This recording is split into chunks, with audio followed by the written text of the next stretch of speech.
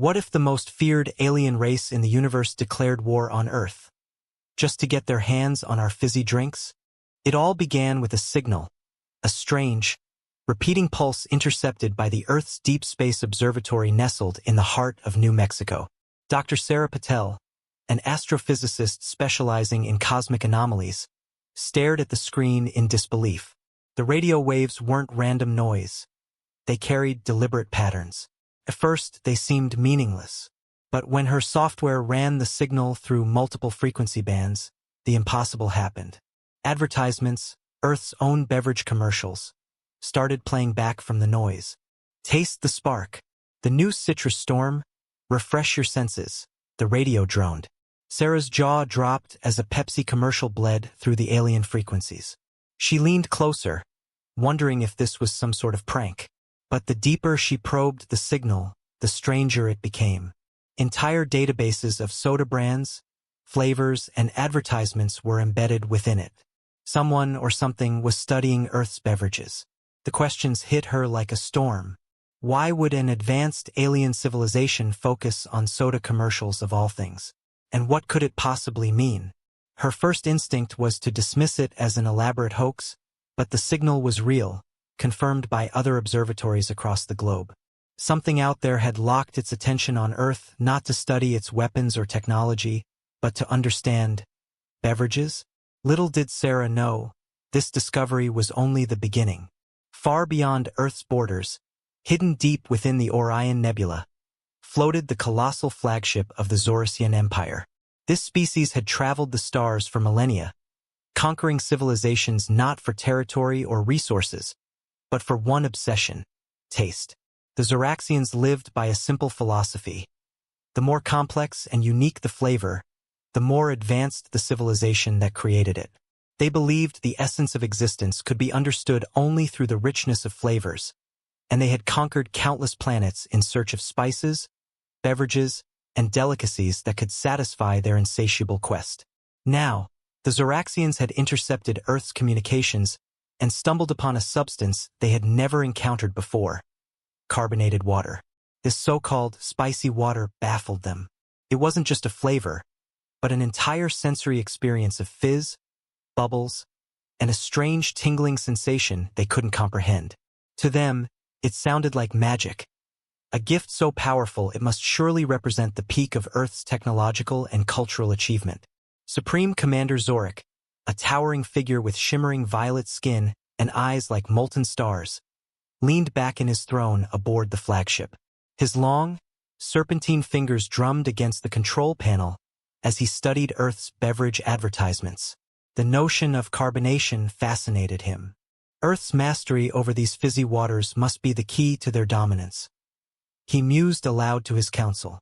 We will acquire it at any cost. The Zoraxians decided to send scouts to Earth under the guise of human tourists. Their mission: acquire samples of this so-called spicy water and decode the secret of carbonation. A squad of Zorasian agents, disguised in awkwardly fitting human clothes, Hawaiian shirts, baseball caps, and oversized sunglasses, landed in New York City. They were equipped with rudimentary human phrases downloaded from Earth's internet, but their understanding of Earth's customs was shaky at best. Their leader, Zarn, approached a food truck with his team in tow. The vendor, an old man wearing a greasy apron, greeted them with a smile. "What'll it be, folks?" he asked cheerfully. Zarn tilted his head. "One spicy water," he said slowly, testing the phrase. His voice was deep and resonant, like two stones grinding together. The vendor frowned. "Spicy water? You mean soda?" Zarn nodded solemnly, as if this were a matter of great importance. "Yes, soda." The vendor handed them a bottle of sparkling water. The moment Zarn cracked it open and took a sip, chaos erupted. Bubbles surged into his nasal passages, sending his alien physiology into a spiral of confusion. Zarn's eyes bulged, and he let out a sound somewhere between a hiccup and a scream. His fellow agents panicked, misinterpreting his reaction as a sign of poisoning. One alien tried to perform the Heimlich maneuver, while another frantically scanned Zarn's vitals with a glowing device hidden in his sleeve. The old vendor just stared, stunned. You okay there, buddy? Zarn finally recovered, gasping for air. His body vibrated with tiny tremors from the carbonation still fizzing inside him. This is unlike anything we have ever encountered, he whispered in awe. We must have more. Meanwhile, Dr. Sarah Patel was piecing together an unsettling pattern. Reports were surfacing from cities across the globe, strange tourists, obsessively buying and sampling soda from stores, vending machines, and food stalls. Security footage showed the same odd behavior. Individuals guzzling fizzy drinks, reacting bizarrely, and then rushing off as if they were on an urgent mission. Sarah shared her findings with Zain Malik, a former astronaut and an old friend. Zain was a thrill-seeker at heart, always ready for an adventure. When he saw the footage, he burst out laughing. Aliens addicted to soda? That's a new one. It's not funny, Zain, Sarah said, frowning. Something is off. These people aren't tourists. Look at the way they move. Too precise, too coordinated. Zain shrugged. Maybe they just really love seltzer, but Sarah wasn't convinced. She knew the signs of an undercover operation when she saw one. And the more she dug into the anomalies, the clearer it became. These weren't ordinary tourists. They were scouting for something. And then she found the clue that sent chills down her spine. In every location the mysterious tourists visited, the same phrase kept popping up in reports: spicy water. As Sarah and Zain tracked the movements of the strange visitors, the pieces of the puzzle began to fall into place. The signals from deep space, the obsession with soda, the coordinated movements, it all pointed to one conclusion: Earth was being watched. Late one night, as Sarah sat at her computer, a message suddenly appeared on her screen. It was written in perfect English but accompanied by an unfamiliar symbol, a swirling, alien glyph. The message read, "We have come for the spicy water. Deliver it peacefully, or prepare for consequences." Her heart raced. This is it. They're real. She grabbed her phone and called Zain. "We need to act fast," she said urgently. "If we don't figure out what these aliens want, and why they could see us as a threat." Zain grinned on the other end of the line. "Looks like the fate of Earth rests on soda." "Huh? I always knew fizzy drinks would save the world one day." Sarah rolled her eyes but couldn't help smiling. Little did they know, things were about to escalate far beyond what they could imagine. The message was clear. Earth's future rested in the hands of an alien race obsessed with spicy water. Supreme Commander Zorik's voice echoed across global communication networks, translated into every language. Surrender the secret of your fizzy drinks, or face planetary annihilation. Your spicy water holds the key to your survival. Deliver it or be destroyed. The threat was absurd yet terrifying. World leaders, military strategists, and scientists gathered in emergency meetings, baffled by the demand. How could something as trivial as soda become the center of an interstellar crisis? But Sarah Patel and Zain Malik knew this was no joke. The Zoraxians believed the bubbles held a mysterious power, something they couldn't replicate but desperately desired. "We need to act fast," Sarah warned the task force. "These aliens won't wait long, and if we don't give them what they want, they might take it by force." "What do they even think soda is?" a general scoffed. "Some kind of weapon?" "Not a weapon," Zain said, leaning back in his chair, "but maybe we could turn it into one." Everyone fell silent as the former astronaut's mischievous grin grew wider. That grin usually meant one thing. Zain had an idea, an outrageous one. "If these aliens want soda so badly," Zain explained, "let's give it to them, but not just any soda. We'll create something so powerful, so ridiculously fizzy and spicy, that they'll regret ever asking for it." Sarah's eyes lit up. "You're saying we weaponize carbonation? That's insane." "Exactly," Zain said with a wink. "But it just might work." Within hours, scientists, beverage companies, and food engineers around the world were working together. Factories churned at maximum capacity, experimenting with flavors, carbon dioxide levels, and spices. They added capsaicin, the chemical that makes chili peppers burn, and amplified the fizz to astronomical levels. Chemists perfected a formula that made the bubbles so aggressive they could expand even in a vacuum, something no soda had ever achieved before. They named it Inferno Spark. The slogan practically wrote itself. So spicy, it's out of this world, but the beverage wasn't just a drink. It was designed to have a sensory overload effect on anyone who tasted it.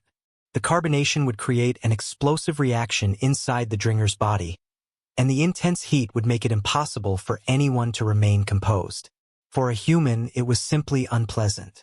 But for the Zoraxians, who had no evolutionary tolerance for such stimuli, it would be an absolute disaster. As the deadline approached, Zoraxian ships entered Earth's orbit. Their massive mothership blocked out the sun, casting a dark shadow over the planet.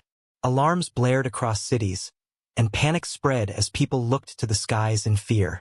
In the heart of New York City, Sarah and Zane stood atop the United Nations building with a broadcast device linked directly to the Zoraxian flagship. They held a single shimmering bottle of Inferno Spark.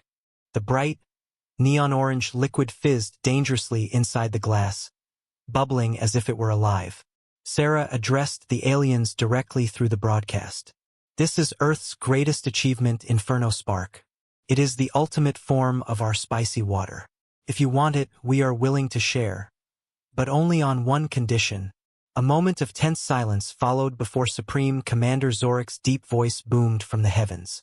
State your condition, humans. Zane stepped forward with a sly grin. No invasion, no conquest. If you want our fizzy drinks, you'll have to trade peacefully. That's the deal. Take it or leave it. The Zoraxians demanded proof of the drink's power. A drone from their mothership descended, snatching the bottle from Sarah's hand. Moments later, the live broadcast showed the drink being delivered to Supreme Commander Zorak himself on the alien bridge. Zorak lifted the bottle with an air of triumph. His violet skin shimmered as he popped the cap and poured the bubbling liquid into a glowing chalice. The fizzing sound reverberated ominously through the broadcast. With regal confidence, Zorak took a generous sip of the Inferno Spark. For a split second, nothing happened. And then, all hell broke loose. Zorak's eyes bulged as the carbonation expanded uncontrollably within his body. The alien commander let out a deafening belch that shook the walls of the bridge. The heat from the capsaicin hit next, sending him into a fit of coughing and wheezing. His entire body vibrated violently, unable to contain the explosive sensory overload. The other Zoraxians panicked. Some rushed to aid their commander, only to taste the drink themselves and suffer the same fate. The once imposing crew of the mothership was reduced to a chaotic mess of belching, hiccuping aliens, clutching their throats and stumbling over one another. Watching the broadcast, Zane couldn't help but laugh. Well, I think they got the message. With their flagship in disarray, the Zoraxians had no choice but to surrender. Commander Zorak, still recovering from the effects of Inferno Spark, sent an official transmission to Earth. We accept your terms. No invasion. We will trade peacefully. In exchange for your spicy water, the world erupted in celebration. For the first time in human history, an alien threat had been neutralized, not by weapons, but by creativity, humor, and a simple beverage. Humanity had outsmarted a superior species without firing a single shot. The beverage companies of Earth became overnight galactic giants, exporting soda to alien worlds. Diplomatic relations between Earth and the Zoraxian Empire blossomed, with trade agreements that gave humanity access to advanced technologies and deep space exploration. In the months that followed, Sarah and Zane became global heroes. Statues were erected in their honor, depicting them with bottles of Inferno Spark held high. But more importantly, their victory had redefined humanity's place in the universe. What did we learn from all this? Zane asked one evening as he and Sarah sat on a rooftop, watching the stars. Sarah smiled. That sometimes the simplest things, the things we take for granted, can be the most powerful. It's not just about technology or strength.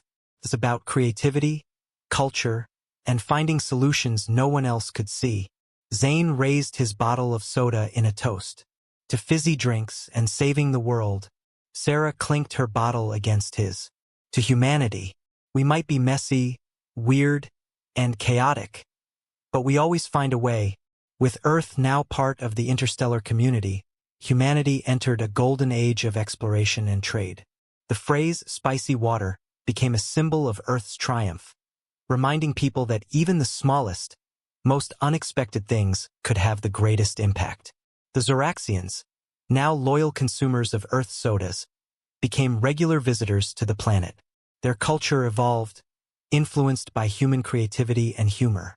And as strange as it seemed, the aliens who once threatened Earth became friends, bound by the bubbles of a fizzy drink. And so, humanity thrived not because of weapons or war, but because of the simple brilliance of turning a challenge into an opportunity. In the end, the story of Earth's victory spread far and wide across the galaxy, told and retold by aliens and humans alike. It became a tale of inspiration, reminding everyone that no matter the odds, humanity would always find a way to win. Sometimes, with nothing more than a bottle of soda in hand.